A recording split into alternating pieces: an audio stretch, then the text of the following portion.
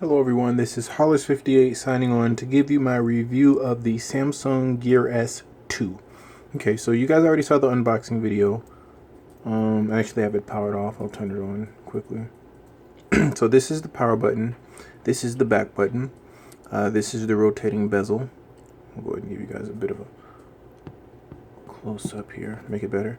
Okay, so all in all,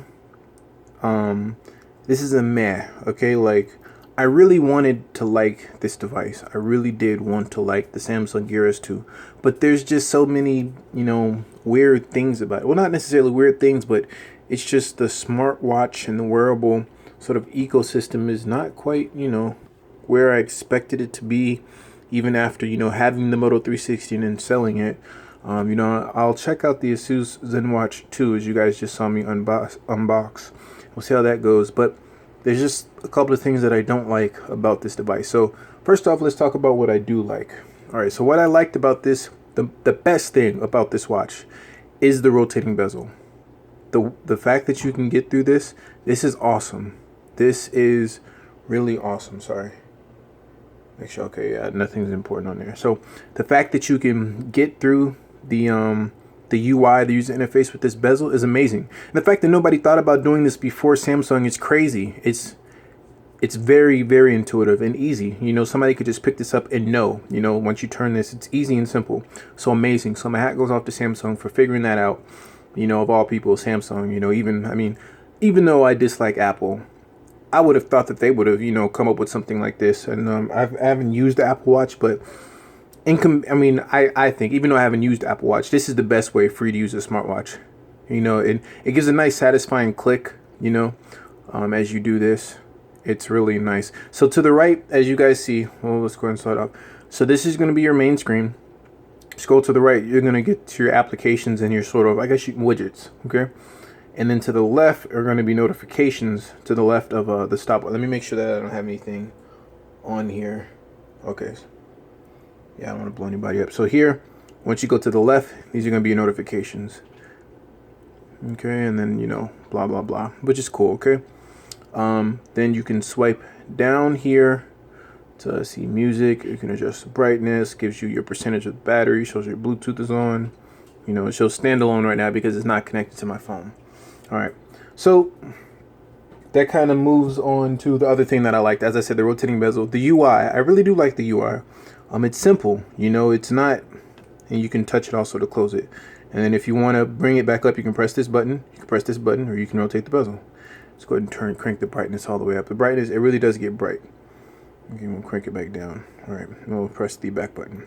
All right, so the UI is nice.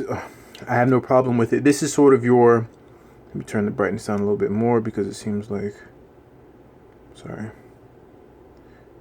on the screen it's a little bit too bright. So we'll put it back at 3. Okay, and then press the back button. All right, so the UI it's nice because of the rotating bezel. It's simple, and so this is sort of your, I don't want to call it home screen, but this is where you can get to your apps. Here you just scroll through all of them. Once you get there, it'll take you to the next page. So you can get through all your apps. Cool. Press the back button again. This is your buddy list, so you can put favorites in there. Settings, we know what setting does. And then S Voice, where you can, tell it to do certain things. In S Voice, you can set it to have a launch phrase. My launch phrase, I think, is OKX. So let's see if it'll actually work. OKX.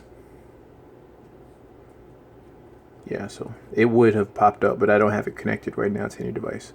So yeah. So again, things that I like: rotating bezel, amazing.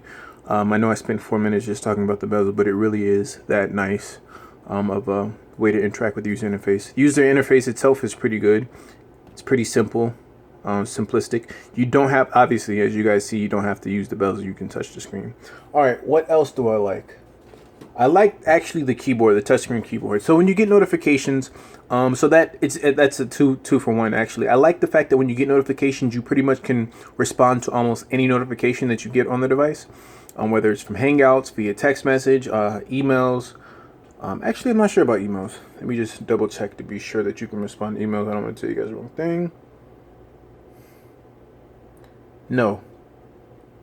You can delete emails, but you cannot. No, yeah, you can respond to emails. You can reply. My apologies. You can reply to emails. Okay, so I like that. When you get the notifications, you can respond to them via voice.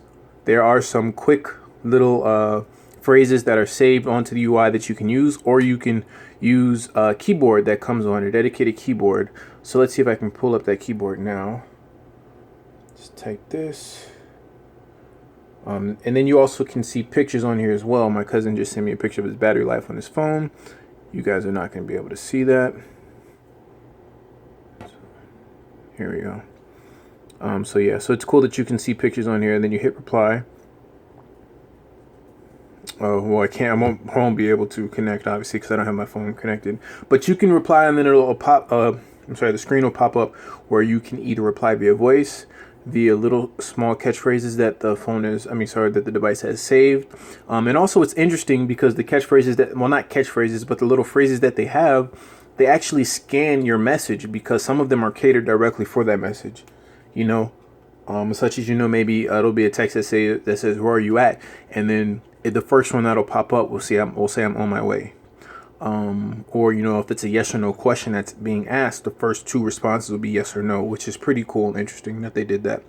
And then also there's a keyboard, and I like the fact that you can reply with the keyboard, because T9 is relatively simple. If you were born in the era of even the mid 90s, late 90s, and you had an old cell phone and you had the T9 predictive text, it's simple and easy to use, and I really did enjoy using that.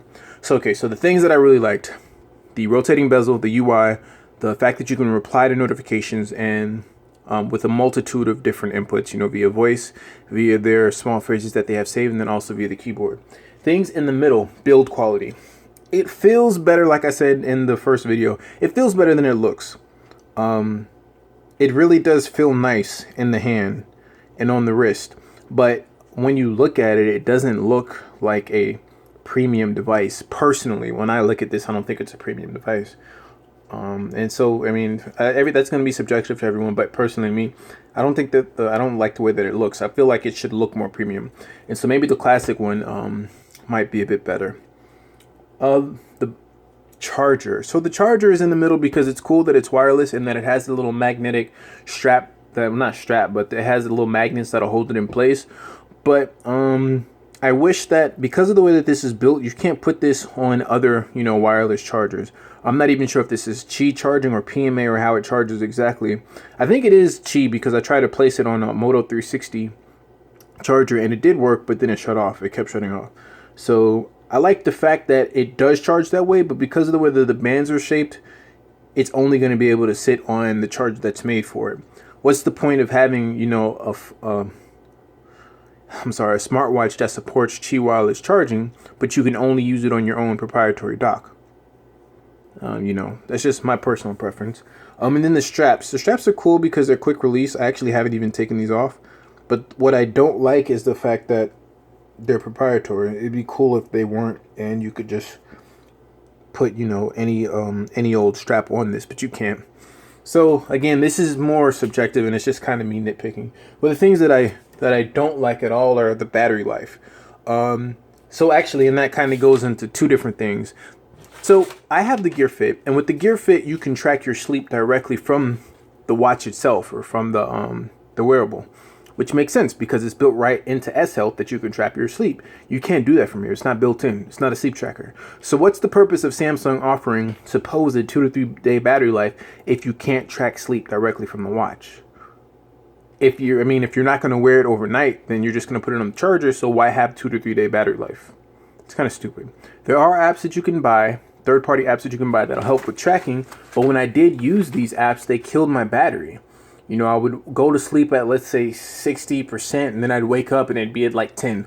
Or I'd go to sleep, and then when I wake up, the battery would be dead. So it's kind of stupid. I didn't like that at all. So yeah, battery life in general, though, wasn't all that great. I'd probably get about 2 days on this if I was like lightly using it. The Gear Fit, I can get 4 or 5 days out of the Gear Fit if I'm not exercising. If I'm exercising, I probably get 2 to 3 days, which is pretty good considering, that's an older device.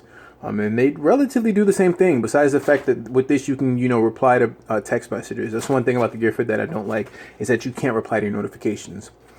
So battery life is not really that good. The voice recognition also isn't that great. It's not as good as Google. So with Google now, I think you get better voice recognition with, you know, inputting text messages or whatever it may be. Also, the heart rate monitor. I mean, I guess no wearable has a really good heart rate monitor. Well, actually, I'm going to put this in the middle, because if you're wearing this for something like light activity, let's say walking, or pretty much walking. Maybe that's the only thing that you can really do. When I was exercising with walking, it did fine. It was comparable to what I was getting when I was wearing my heart strap monitor. Or if I'm just sitting down and I'm measuring it, it's relatively accurate. But any sort of movement in this thing is out of whack. It's not comparable. So don't get this watch if you're going to be like exercising, lifting weights, or running, or doing any real exercise. Not to say that walking isn't real exercise, but you know, any sort of exercise that's going to get your heart rate going, it's not going to be accurate in any way, shape, or form. And yeah, the S Health app, I already touched on it in like that. So should you get this device? In my opinion, no. I really feel like Samsung had a opportunity to capitalize, you know, with this device on a market where, you know, smartwatches have kind of been in the middle. You know, they're sort of a luxury device, and more if you have money to get one, or if you think they're cool, you'll get them, and you'll be okay with the things that don't work. You know, like if there's something that, you know, just small little nuances that you don't necessarily enjoy with the smartwatch, but you do it because it's a smartwatch and it's cool to wear. So it's still a niche market. And I really think that Samsung had an opportunity to capitalize on this by, you know, just providing something that was different. If they could have just gotten all of the things right, if they would have gotten the battery life accurate, and if it really was 3 to 4 days or 3 days battery life, that would have been amazing. That would have been good. The rotating bezel is awesome. I just don't understand why there's just these small hiccups that are, you know, in the watch, at least for me personally. Now, if you're somebody who is only going to get a watch for notifications and you don't work out, then this would be fine for you. There's no reason why you wouldn't get it. If you're somebody who likes the sporty look with watches, then this will be fine for you as well, and there's no reason why you shouldn't get it. But at $299, is that really going to be everyone? Although it's not as expensive as the Apple Watch, still, if you have an Android device, why not get the cheaper Asus ZenWatch 2, or even the year-old Moto 360? You have even the Sony Smartwatch 3. Like, you have tons of options in this space.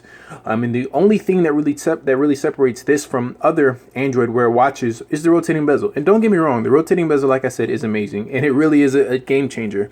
And I want Android Wear to implement this sort of way of navigating through the UI, and I want other manufacturers to steal it, to be 100% honest with you, because it's just, it's hard to describe. There's something about the satisfying click that you get when you're rotating through this, and it just makes sense. And I really think that Samsung nailed that on the head. But these other small things, you know, that maybe they're just my personal pet peeves, and for other people that won't be a problem. But if I'm going to throw $300 plus taxes on a smartwatch, I want it to do the things that, you know, it says it does good. You know, I mean, if this is supposed to be an activity tracker, then, and it's supposed to have a heart rate monitor, then I want it to accurately track, you know, my steps, some way, shape, or form. Also, it's a closed ecosystem, even though it does, you know, there's apps on the way. And since this is relatively new in the watch's lifetime, I guess I really can't knock it for it. But everything as far as, you know, health and fitness tracking is really limited with the Nike running app, and then like with S Health. You know, I use the Under Armour app because I can plug so many different things into it. You know, I have like a Polar fitness tracker, you know, my heart rate monitor. I can connect it to Google Fit, and through Google Fit I can connect it to so many other apps. And with S Health you don't get that. It's a very small and closed ecosystem. And so again, that's another reason, I guess, why it's another knock against it. Hopefully, you know, more apps will come to the device. So sorry, I didn't want to make the review too long, but overall, I'm not necessarily satisfied with the device, and I will be returning it. For this price, I expected it to be just a little bit better. What do you guys think? Do you guys think I'm being too nitpicky?